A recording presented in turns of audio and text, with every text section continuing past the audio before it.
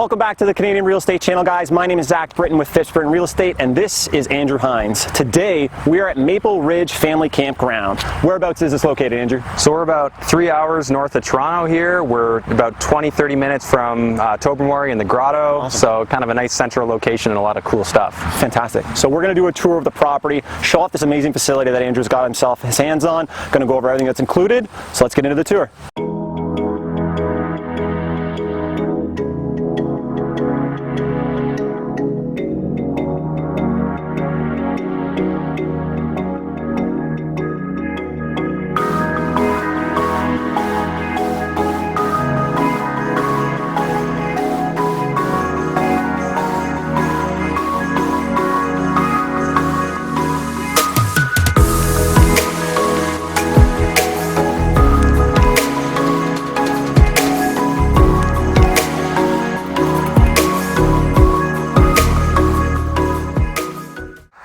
Glamping. Ladies and gentlemen, my name is Zach Brittain with Phipps Brittain Real Estate, and you are on the Canadian Real Estate Channel.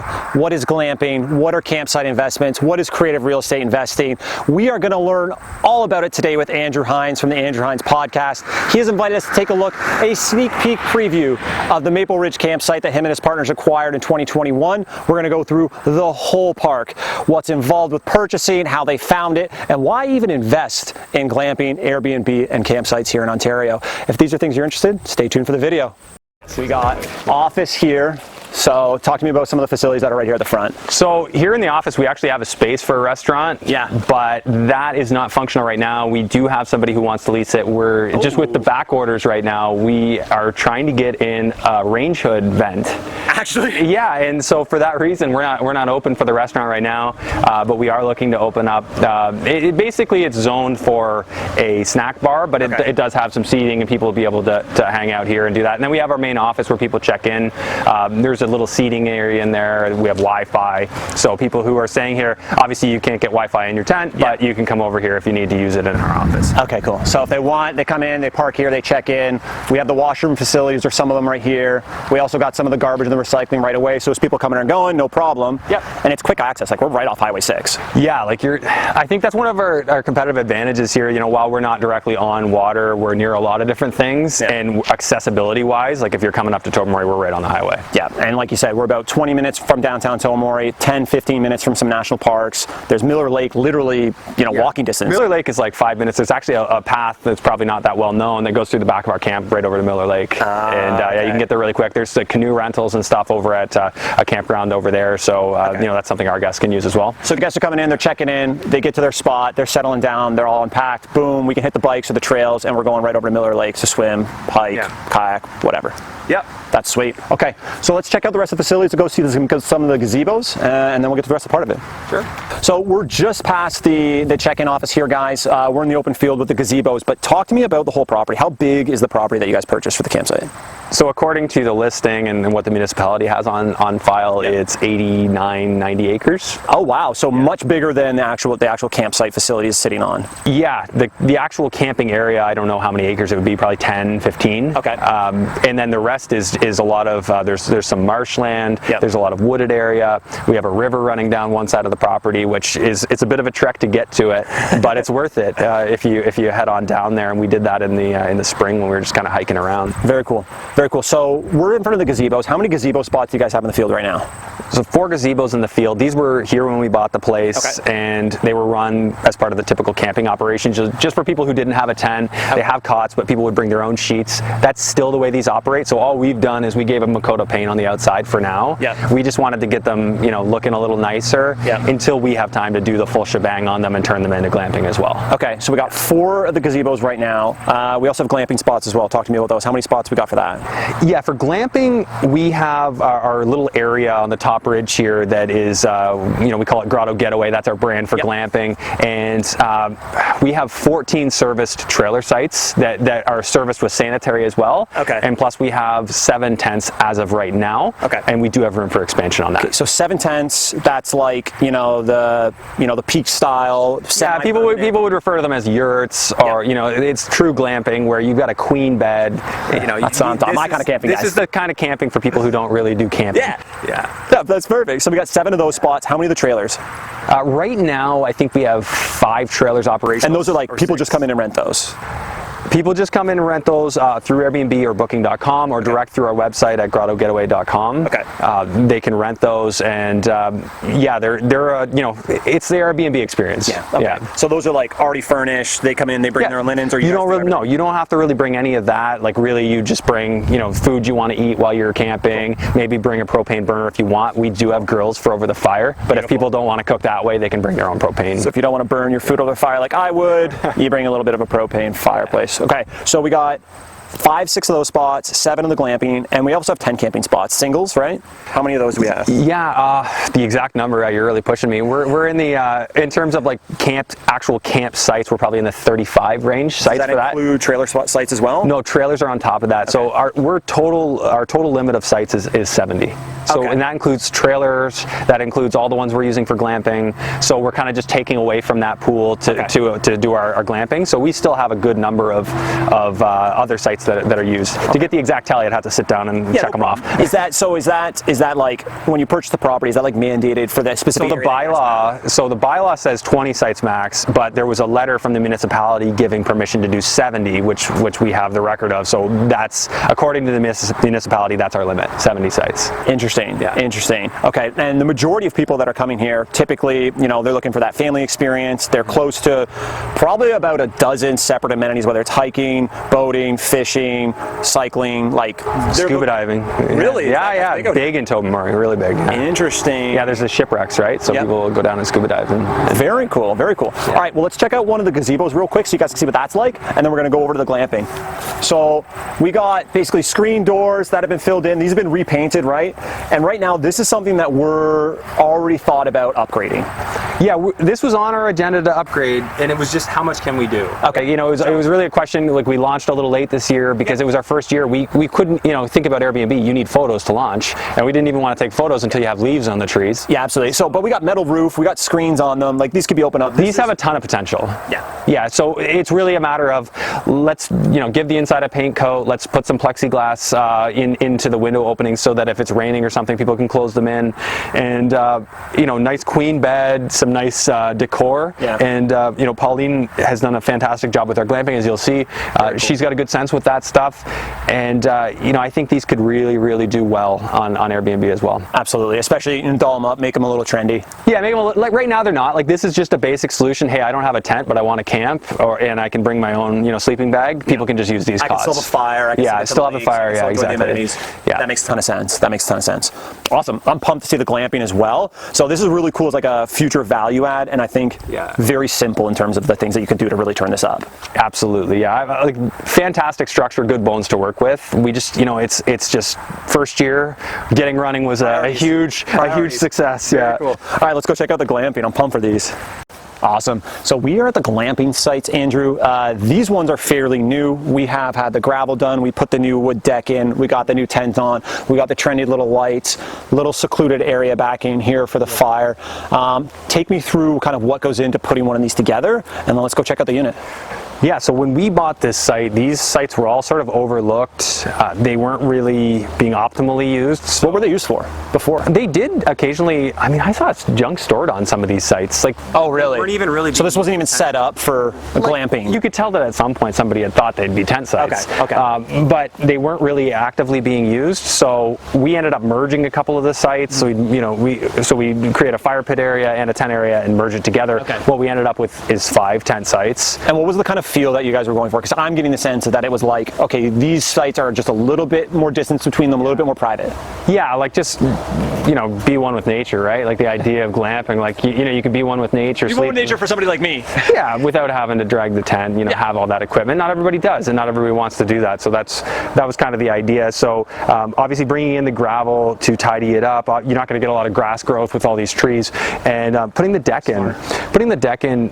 These tents aren't going anywhere in a storm. warm, and if it rains, you know, the bottom of them naturally drains, so it, you know, it doesn't get wet. So inside you have a platform that the mattress sits on, so you know you're well protected from getting wet. You guys are thinking about that maintenance and basically upkeep as well. Yeah, I mean, you're in the elements, but it's glamping. You got a queen bed and it's pretty darn comfortable, and like attention to detail, like every last detail is thought of in these tents. Like they're perfectly made, and you know, every pillow is just so.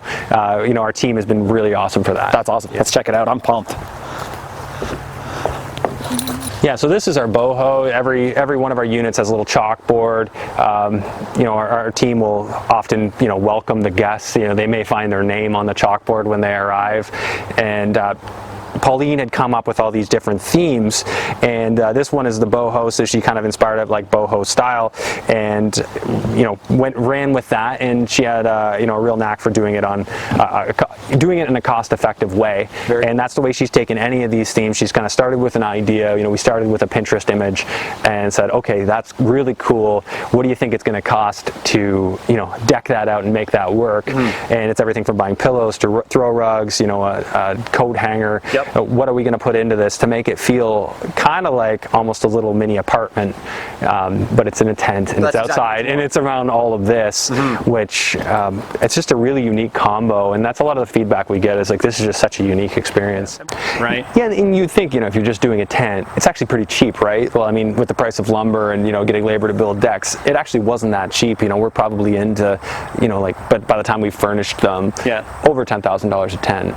Okay. You know, between all the, you know, everything. Extra gravel, you're laying the stone. Yeah. So there is an expense there, but of course, like from a monetary standpoint, they do rent, and they're like, with a run-up, we could definitely increase our prices next year. I actually kind of had an interesting idea. How often are people booking? So if somebody books, is it typically 1 night, 2 or 3? 2 night minimum, and I'd say that's like 90% of people do 2 nights. Really? Yeah. Yeah, really? We get the occasional 3 night, but you got to figure you don't have a fridge. Like how long can you camp? If you're glamping, you're camping light, right? You're not really prepared. I'm camping 2 days tops. Yeah. Sorry guys, but like that's just me. 3 days in the bush, sure. If you get perfect weather and you've really got nothing else to do, but like not just the time, but just like the amount of energy to actually like pack and get your supplies. 2 days and I'm done. So I'm just thinking, you know, how often are people actually booking them for, right? They're booking them mostly 2 days, which is nice. Yeah. It's better than 1 because then it's, you know, quicker turnover, right? More cleaning, right? More booking. Yeah, 1 is just an unreasonable expectation on our facility. We you know, if you think about labor and power to turn over units, it's just too much. That's what I was thinking. To get into that. I mean, of course, there'd be probably a lot of people that would want to do 1 night. It's just not something that we can open ourselves up to do right now. Interesting. So you're 2 nights minimum and not having any problems with that. Most people are happy to do it. People are good with that. The longer stays have happened with our trailers. Yeah. But yeah, this is like, I want to come and take Instagram photos and show everybody how I meditate and stand on my head in front of my tent, and we've had a few stories tagged of us like that. It's pretty cool. I can't wait to see you meditate on your head. I can't. But, that's awesome. Yeah. So our last couple tents are just up here past these trailers. Perfect. Awesome, guys. So as you come in from the highway here, we are well off. No traffic noise, super secluded. We come past the glamping, and then we have about 5-6 trailer spots, right, Andrew? Yeah, on this ridge, I think we have actually like more like 6 or 7. Okay. Yeah, and then we do have more coming down here that are serviced with sanitary connections. These are the ones that are permanent. These were the seasonals. Yeah, so you'll see these with an S on the site numbers. Okay. But this one's pretty big though too. Like we got a shed. This one looks like somebody spent some significant time here. Yeah. So the story behind this is when we bought the site, there was about 25 seasonal campers. Oh, okay. And out of the 70 spots, 25 were seasonal. That's great. And when we looked at the numbers, obviously, you know, the way real estate prices went, there was just no way, like they were paying, like it was like under $2,000 a season. Oh, wow. There was just no way that was going to work. And, you know, rather than come in and tell them, hey, you know, you're going to have to pay 10 for this to work for us, we basically just decided, you know, we'll let them know, we'll give them a really good runway. Guys, we can't offer seasonal anymore. Okay. You know, let us know how you can accommodate, we can accommodate you and, you know, helping you get out of here. And you kind of worked with them, and it was a long process to get some of these trailers off. Individuals. Right, and most left, but some actually just said, hey, do you guys have any interest in buying my trailer? This is one of them. And we ended up acquiring probably 5 or 6 trailers in the process of people who didn't really either have the capability to move it or didn't want to move it. Well, how clutch was that with how expensive and hard it was to get, I'm assuming, quality units? Yeah, the challenge with these is a lot, like this one obviously is quite old and needs a lot of work. We're not renting this out. This is not part of our glamping. But what we're thinking is, you know, as it gets challenging to get labor up here, it's good to have a trailer like this. And we won't leave it in this prime spot, but it's good to have a trailer like this for employees going forward. So we're actually going to be bringing people in and housing them on our site for coming seasons. So awesome. Come work the busy season. We need the extra hands. We have accommodations for you. The biggest problem here is that, and I just heard it, I was speaking with a lady at the restaurant down the road, and she says the biggest problem is that everyone in Tobermory, if they have available units, they Airbnb them. They don't rent them out to people because it's way more profitable to Airbnb them. Well, would you take the $2K a season guaranteed? Or no, not a chance, right? Yeah, like, doesn't make sense. Like, not this trailer, but you know, our trailers pull in $2K a week, if not more. It's not even close. Right? Like, so it's not even close. They can, like, not always, not every trailer. Like, we do have some trailers that start around $200 a night for now. That's obviously going to be going up, but it depends. Like, not everything is high-end glamping. There are some that are more just, you know, it's a well put together place to stay. Yeah, that makes a ton of sense. So we get a little bit of a bigger site here. You know, a few more amenities. They got, you know, this one obviously isn't rented right now, but deck space. You know, it's still really secluded.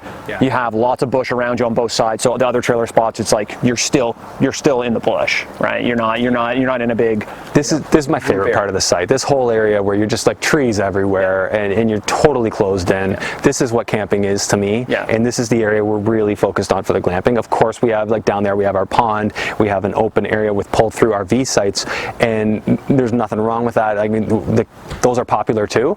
It serves a different need. I feel like that is much more like family group oriented. It's more transactional.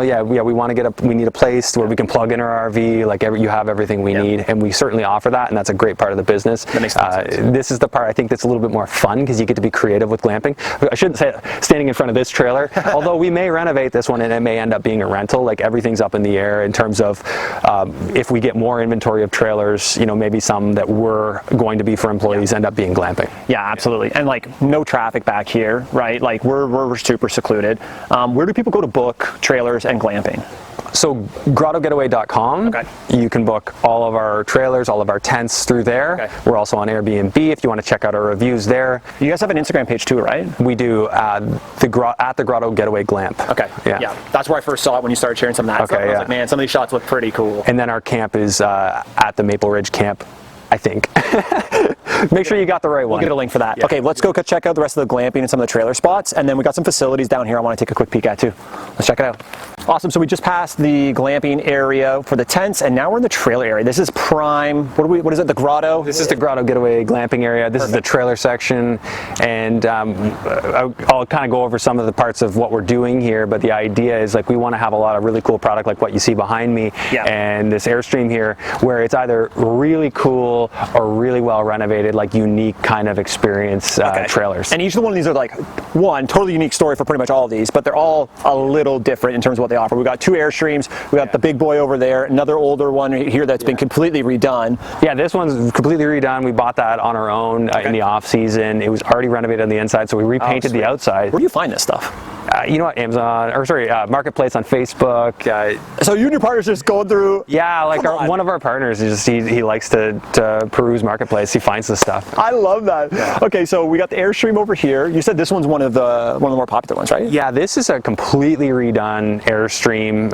It was a substantial renovation. You guys did that? Done by one of our partners. So he had it done. So he already had this. Then we bought the campground. He's like, okay, we're gonna put it here on the camp. So he's not using it. Let's put it on the camp and get something out of it. He obviously wanted to monetize it, and this is sort of how we're doing that. But it's fully redone on the inside. It's our most profitable one. In terms of since it listed. Very cool. It's done very well, and we think, you know, in terms of Airstream, there's just a lot of people who want Airstream. So we have another one over there, which is in need of work, but it's like a 60s vintage Airstream and it's fully functional on the inside. So we just got to, you know, doll it up a bit, and then we'll let you know, our management work on the staging elements of it and get it going. So the team will take care of that once it's all set up and ready to rent. Very cool. And what do we call that one? The Land Yacht. You know what? It says Land Yacht on it. That's the brand. That's the brand. I mean, we're probably going to have to work with that. That's probably going to be the name. I love that one, the Land Yacht. Yeah, everything here has a name. We give them all a name. Even our tents, like there's the Beatnik, the Boho. There's a bunch more which aren't coming to me out. The Nautical. Well, if I'm coming for the experience, do I want to rent tent one? Or do I want to rent something with a cool They're themed. They're themed. So, you know, we've got a tent that, you know, it's like nautical theme. We've got the boho, like, you know, boho style, like like New York style.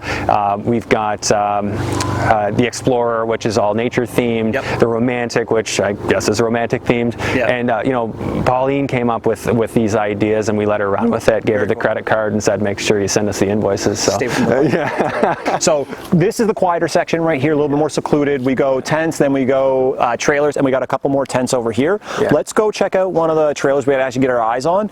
Typically, how many people do they sleep? Is it 2 queen beds, 2 double beds? Most of these trailers have like a bed that'll fold down and then a bed that's already set up. Okay, so usually you're looking at 4 people in a trailer. Okay. That's a standard like kind of number. We got gas, water, electricity? Some of them don't have gas, some of them are electric heat. Okay. And electric, I mean, no one needs heat right now. Yeah. But yeah, usually like this one has propane over here, so we do have that. And of course, that's its own challenge. Obviously, in an ideal world, we'd just be heat we'd be electric heat, electric everything. Yeah. Working with what we got though. Okay, let's go check out some of the trailers. Yeah, this one right here. All right, take me through it. What's this one called? So we call this vintage blue, or little blue. Little blue? Yeah, little blue. Awesome. Because it's little. And so you guys got this one with the park? No, this one, this is another marketplace find. So I think they had it listed for 14. I think we got it for 12. It didn't need anything. So you're all looking on marketplace and we're haggling on price? Yeah. Yeah. Yeah, you gotta haggle. So we had a bit of money into this. The water heater was down, so it took some time to get it up and running. But it's really cool on the inside. So we'll show you inside afterwards. And then we have, this is kind of like part of the future of this site. It's not functional now, but we bought a whole bunch of hot tubs and saunas, and we're gonna like rent them out as experiences. So this is sitting here now. It's not functional yet, but this will be part of the vision for the future. Is that you can do a little sauna experience here on the site. So we're going to have a couple of these going. And so will we have these like for anybody to use, or will they be specific to specific sites, you think? We're still working that out, whether it'll be, you know, on certain sites, and you know, if we find that works as a good model, we'll leave it that way. Otherwise, we may just put them on their own sites, and then you can just rent them out. Yeah, we can. So that was another idea. Maybe we put it on a trailer, and maybe it's a rent. We'll bring it to your site, and you can use it. Okay. And where do you guys get these? We had a contact, so it was kind of somebody else was ordering a bunch, so we had an opportunity to get them for a good price. Sweet. So we were kind of in for less than they would normally cost. We figured we could resell them if we didn't use them. Perfect. Yeah, so that's kind of how this came to be. I think these were $6,800. Okay. Our cost plus HST. Okay. So they're pretty darn cool though, actually. I like the smell in there. Yeah, cedar, right? Sits 4, like, these are pretty big too. It's not like you could get a lot more than 4 sweaty people in there. You could probably go for 8. I love it. Let's take a look at this trailer, and this one's called Vintage Blue. Vintage Blue, yeah. Little Blue. Or Little Blue, yeah. All right. The name evolves over time. The name evolves over time. Oh yeah, wicked cool. Let's get the get camera first. Go in there and take a look. So the blue theme, you'll see, it goes throughout. Yeah. Check out the little the fridge too. Yeah. Yeah, for me, I love that the outside of the trailer matches the fridge, matches the pot on the stove. Yeah. Cool. We'll get this, and this is, I'm assuming, a washroom? Yeah, this is our washroom, and one of the things I loved about this place is like the camp washroom is probably the nicest camp washroom I'd ever seen before we got here. Underrated amenities. Like nothing is worse. Like I used to do a lot more camping when I was younger, but nothing is worse when you go to a campground and you're like, I want to take a shower, I need to use the bathroom, and it's like disgusting. Yeah, most campgrounds have really gross bathrooms, so that was one of the things that was like a pleasant surprise. Yeah. Because that wasn't why we bought the place, but we're really really happy because, you know, when you're serving a glamping experience, like we get a lot of reviews, people saying, wow, we really like the washrooms. Okay, so men's, women's side, what do we got in here? Showers? Yep, showers, toilets, urinals, hot water. Yeah, of course, I mean, if it's a long weekend and everybody's showering all at once, the hot water can run out, but luckily, we've only had like maybe 1 or 2 reports of that. Yeah, I mean, when you're busy, right? And everything's propane, right? Yeah, there's no natural gas service up here, so it's all propane. Okay. The company comes in, no problem. Just come in and refill it when we automatically. You don't need a call. Apparently, they're attached to. They probably got a meter, right? Like an LTE, like they're attached to the cellular network. Oh, hell yeah! You just know when it's like, you know, Batman signal. They come in, they replace it. No problems. Yeah, that's awesome. Do anything, yeah. That's fantastic. So this is kind of at the back corner of the park. So you're, you know, close enough to the glamping where everybody's walking distance. Yeah. Campsites are right down here, and then we got trailer sites right over there. So most trailers are going to have your their own service, right? They'll have their own bathroom. These are all transient trailer down the center row. Okay. They're all, you know, side by side. They have electrical and water. They don't have sewer. Okay. So we have a dump station just on the other side of this this bathroom. Yeah. And then of course all of our sites with the S on them, those actually have sanitary sewer. So those are seasonal sites, which we're now using for the glamping. Okay. And so is there like septic water treatment? Like... Yeah, we have a septic tank there, septic field at the back, which is quite substantial, as you might imagine, with the amount of people that are coming through here, right? Yeah. Okay. It's very large. And so normal like process for the cleaners, for the people that are managing the park, they take care of all that. Yeah, I mean, it is, the thing I want to stress here is it's very much a business, right? This isn't your typical Airbnb where you just have a unit to clean and you leave. You have a cleaner or a we have full-time staff. Yeah. We have multiple full-time staff that are cleaning our trailers, cleaning our tents, turning over, doing laundry. Yeah. It is very labor intensive. Yes. And very profitable, but you know, our biggest challenge this year has been labor, which is the big reason why we're going to be setting up our own facilities to actually house our labor next year. Yeah, I think that's pretty wise. Okay, let's take a look at some of the campsites real quick. We'll be quick on this side back. Yeah, these are a couple of our tent sites. Yeah. We do have various tent sites sort of over there, some group camping sites where they can pitch tents. Yeah, I noticed that as well. Same with this one too. This looks like a double right here, right? Camping. These are our wild / secluded spots back here. Well, and so one thing I did notice too, like I've been to a lot of national parks, obviously back in the day, but these are much more secluded, right? Like, yeah, you have a little bit of, you know, you can see to the neighbor, but like these are very, very secluded sites, right? They're not like your, you know, no trees, no bush blocking. So if you're coming to camp, it's like, okay, like I can still have that feeling of in the bush, but I got the facilities and the amenities if I need them. Yeah, if you want a tent camp, you can definitely do that here. These are platforms, you see one here, one back there, for our future glamping. So like when we had the guys come in to do the deck building, we were thinking 10 glamping tents. We got up to 7. So we just... because you couldn't get the... It was a, you know, a people power kind of thing. We just didn't quite have enough people, but we will look at doing that for future years, and we'll keep adding units. Okay. So what, about 20 tent camping sites, singles, give or take? Yeah, somewhere around that. I mean, the exact numbers, you're putting me to shame here because I don't have them memorized. That's all good. That's all good. So typically people are coming in here, they're camping 2, 3, 4 days. Are they single nights? Like how often do these people come in and stay in?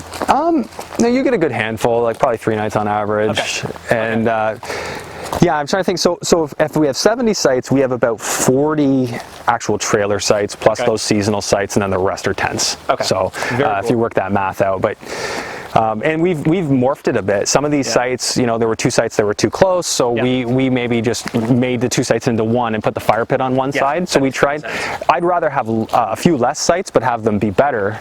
And then we still have 90 acres. We can go exploring. And would we say this would probably be the easiest thing to expand on, because the campsites are fairly straightforward. It's literally clearing, get a table, and get a fire pit. Yeah, get a table, fire pit. Then you know they can throw their tents. There's no power out here. There's none of that. So what about, random question? What about for fire warnings? What about for like seasonality, like if it's really dry season? Yeah, I mean, I do see there is a sign when you drive up here that'll tell you, but I mean, I've never heard of a forest fire up here. Yeah, so knock on wood, that's not being something you don't get with normal Airbnbs or, you know, normal single family or multifamily rentals. You're not worried about forest fires happening. You don't want the fire pits everywhere. Yeah, exactly. But we've had a pretty good rain here lately, although it has been a relatively dry summer. It has been, absolutely. No, it actually looks pretty green here. Let's go check out the trailer sites. So we have group camping down there. That's our Flat Rock site. These are group camping sites as well. That, you know, like 10 people can come book, set up their tents, and we just charge per person. And yeah, this is kind of the more open, and we'll call it busier. If you come down here on a long weekend, this is going to be a little bit more intense. We'll call it intense. It's a camping joke in there, guys. So I mean, most people are dropping trailers here. You know, you were getting a couple. These are pull through, right? Yeah, we're getting a couple families. They got the hookups, and these are all separately metered, eh? Yeah. How does that work? I mean, for our purposes, that, you know, we pay all the electric. So, but I mean, I think price that into the booking. Yeah, I think that it, you know, the previous owner had done this. He had newly serviced all the electrical and the water to these sites. Awesome. So I'm not totally sure what he had in mind. Maybe he was thinking some of these could be seasonal sites. And when you do one of these as seasonal, because they don't have a sewer connection, we have these big land containers that hold 300 gallons of sewage, and you just set it on the ground. It has to be visible, but you can can tuck it underneath your trailer. Yep. And then the previous owner used to go around with a John Deere attached to a honey wagon and had a pump on it, and he'd go pump it out himself. And I couldn't believe he did that. And that was another reason why some of those seasonals had to go, because we're like, okay, which one of us is going to be pumping the What do you mean? You're not gonna drive from the GTA to pump? Yeah. Hop on the John Deere, guys. Yeah, really. Let's go pump out those tanks. So that's amazing. Yeah. So we got a little lookout right here for the pond. We got the group camp. And there's a river back there. Our property continues past this. So there's a potential area for wild camping that was actually sort of sectioned out where you can walk in around this pond. And then there's little sites that have been cut out, never used, which we think is like a potential in the future. If we, as I said, if we combine some of our sites, get rid of a few sites back there, we can actually do walk-in camping. So you can maybe do some of them are maybe a little bit too small or maybe overgrown. Yeah, then we'll make one, two sites into one so that it makes a better campsite and give people a better experience. And then we'll go and do something else unique like walk-in camping, or even walk-in glamping, where people can park their car maybe over here and walk in. Get your backpack, get your cooler, and you're in the bush for a couple days. Yeah, for part of the experience, you'd be right off the pond.